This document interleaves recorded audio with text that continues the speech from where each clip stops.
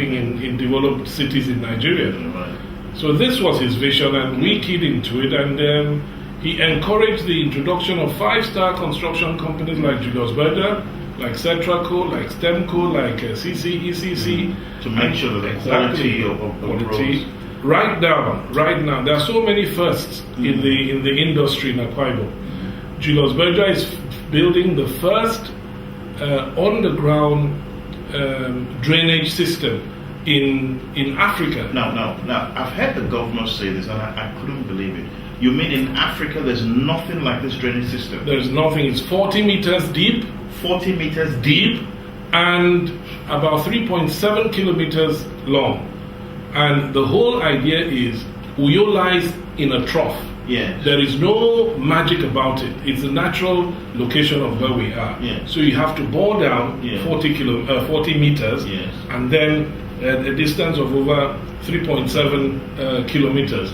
The whole idea is that people living on top of these drains don't know that this kind of technology is being used in evacuating water from and dewatering where they live.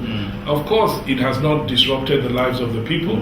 We don't have to pay compensation. How were they able to do? Were they drilling under? The principle is simply the Euro tunnel principle. That's the principle. Really? So if you get onto the internet and look up the Euro tunnel, you would certainly know what is being done. Incredible. But that's JB for you, and that's Governor Akpabio for you. Yes. I mean, if he can achieve that, and of course they'll be delivering that by mid next year, Uyo would have been saved a lot of problem, because flooding is a major problem. He has brought in the first urban remodeling company. It's a British company that has come in to say, look, Uyo traditionally was a local government headquarters. Let's transform Uyo from a local government headquarters to a modern city like Abuja, a state capital like Abuja. And they've come in, and I tell you... So it's actually a British company handling this? Yes, it's a British company handling it, working with experts from England. And they have laid out their plan, and you will see, if you drive around you'll see them laying out. I mean, it's going to be beautiful. Before, the streets were tight.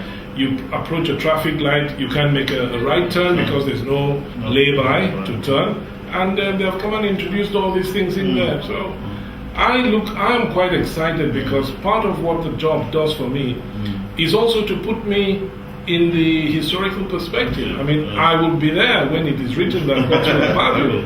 So I do my job with joy, and I have found Akwa Ibom people extremely encouraging.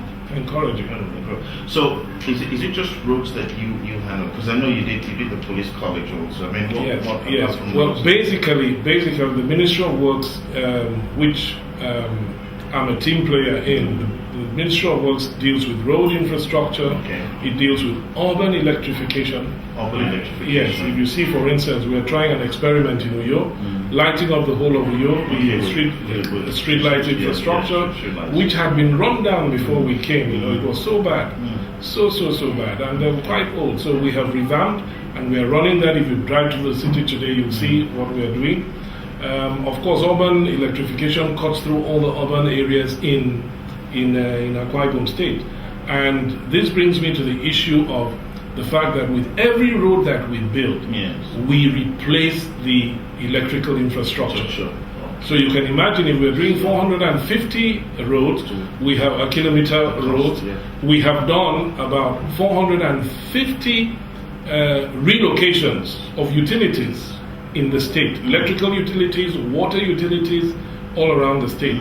And it's a big leap, the governor. It's a challenge that only courageous men, embark on.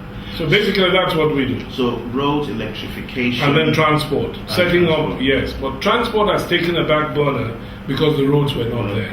But right now, we have, if you see, the governor has introduced Uyo taxi scheme. The bus services are running. The airport is running.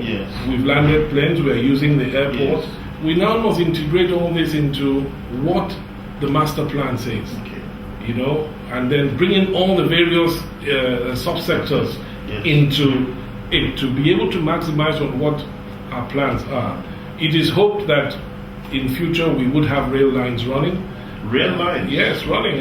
It's an ambitious plan, but we must do it. It's a generational responsibility. That's right. And this is what the governor keeps telling us. If we don't do it, if we don't lay the foundation today, if we don't convince our people that you must move away from a civil service state to a state that encourages tourism, that exports in the areas of IT, that brings in commerce, that has oil and gas and maximizes on the potentials we have in this in this state.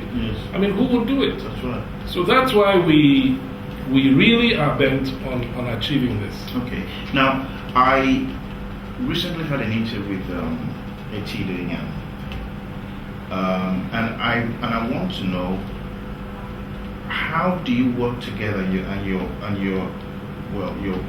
offices don't clash? Okay. Because I know he does the Etido. Tropicana. Yes, Etido is I would say the governor's eye all around the state. Okay.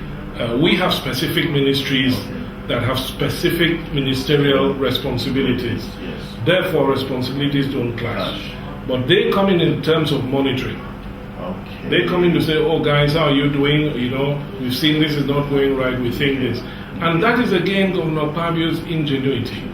But you see, the governor has gone beyond that to say, while he has a monitoring team, while he has a bureau of technical services, while he has got key professionals that go around looking at projects, he also encourages the House of Assembly has a monitoring team. Really? The FGPC that awards the contracts has a monitoring team. In the Ministry of Works here, we have about 3 different teams that have 3 different monitoring responsibilities. And of course, we have created a cross-monitoring team between the contractors. So sometimes quietly we ask JB, Julius Berger, go and see what Central Are you serious? in Etimepo. And they go undercover and come back and tell us, well, this is good, these guys are doing well, fine. Where they're not doing well, we can also have, and other people come and say, there's a problem there, you need to go and, this is not the way it should be done.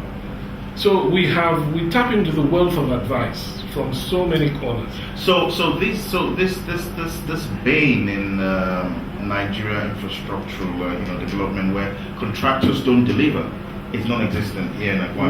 We do not. The structures that have been set up will not allow that. First, we don't accept variations that are not justifiable. So you sign a contract, you run with that contract. I can tell you we are looking at a 60-70% completion of these contracts as we stand now. In the next dry season, all the contractors will be off their sites, which would be a big achievement, and I would be really glad to have that. Right now, so many of them are winding down the various responsibilities. Yes, we do have some areas of just as we have high-flying contractors, we also have low-flying contractors. But we've cracked the whip. And recently they have remobilized massively into these sites. So we encourage them. The principle of His Excellency is don't persecute anybody. So even in business, don't persecute the contractors. Encourage them. Where they have a problem, support them. Because at the end of the day, they work for the state. They work for the people of Akwa Ibom State. Look at the contractual agreements. Make sure people adhere and comply to them. You understand? And that's the principle he's brought into politics. You will never hear him, persecuting people in politics. No, he came here for a vision, and he tells us, guys, keep working, leave distractions, keep working. Let your work speak for you. And I tell you, when the chips are down, Governor Pabio will stand tall amongst his people. So it's part of the character thing, part of the principle that he has brought in, and I just think we are blessed. We are blessed. And other Nigerians are seeing him and calling him and giving him awards and encouraging him. But people tell us, I wish your governor, was our governor. You understand? So he must be doing something right. Wonderful. Yeah. Well, with men like you, I'm sure he is doing something right. Now, the police college, how did you get involved in it? Because I know, I was